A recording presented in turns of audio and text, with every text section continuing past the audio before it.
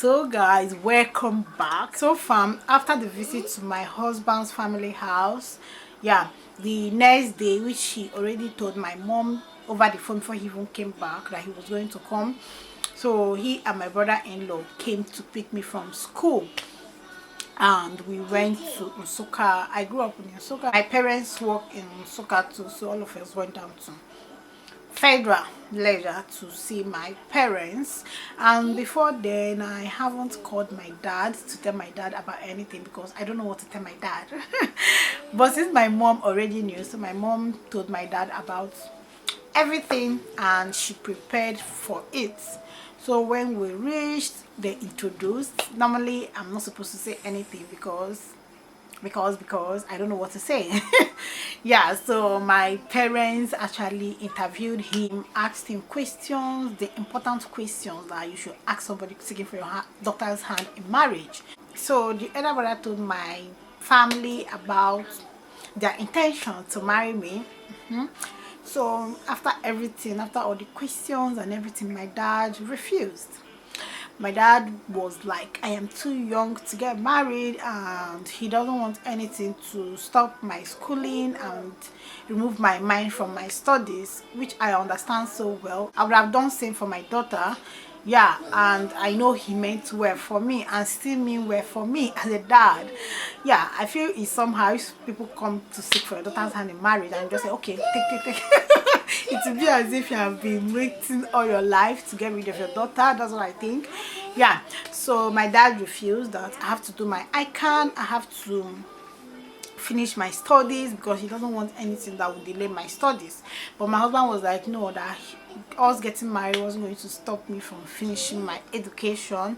That he too, he was also doing his PhD then. Yeah, so he understands the importance of education. But my dad, after seeing everything, said no, he doesn't want me to marry now.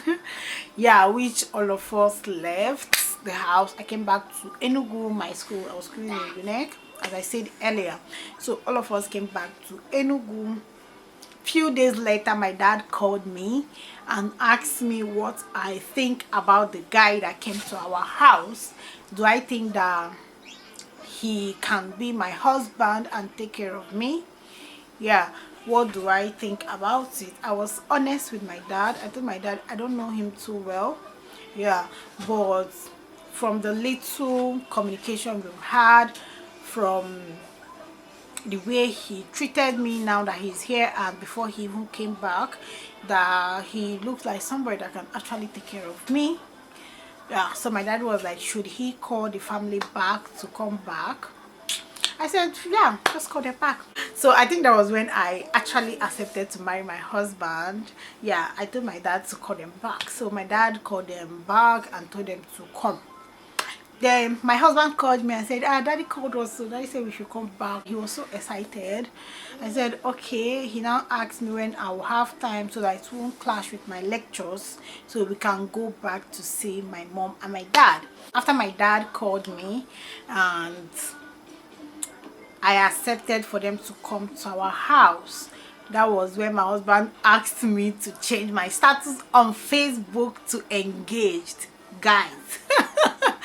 So I changed it. Yeah, so I got a lot of calls and people were like, Debbie, you're engaged, how? Is it a prank? Are you serious? Like, a lot of people were shocked.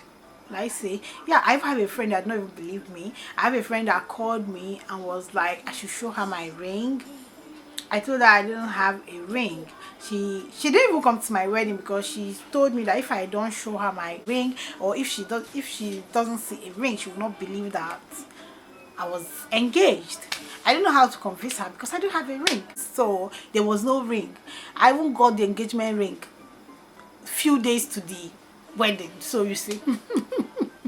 So that is it. Few days to the wedding that he came back with the ring and all. So I didn't have any engagement ring then.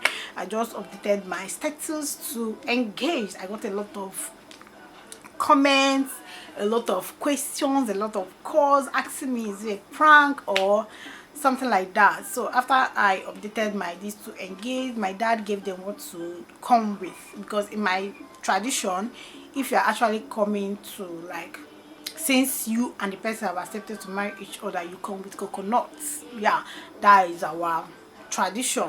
So that day they got coconuts, palm wine and everything. So if Dr. Charles gives me the coconuts and I accept and everything according to our tradition, that means you have been engaged to marry this person. Yeah, so they came with coconuts and everything, and we did that first traditional rites. Like, that was how our journey started. Our journey to marriage started on February of 2016. Yeah, so guys, that is it.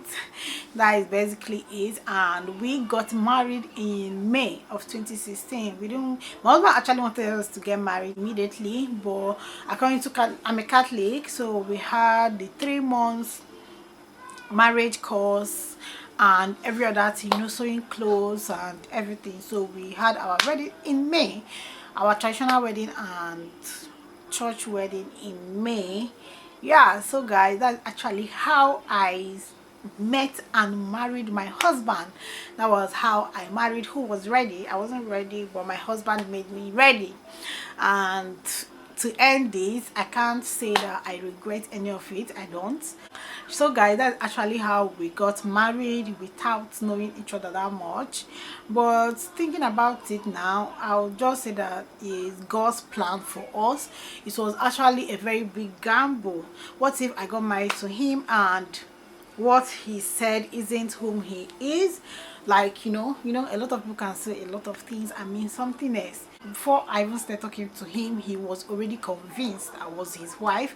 He made a lot of research, asked a lot of people questions, and they were like, yeah, I'm a nice girl, of course.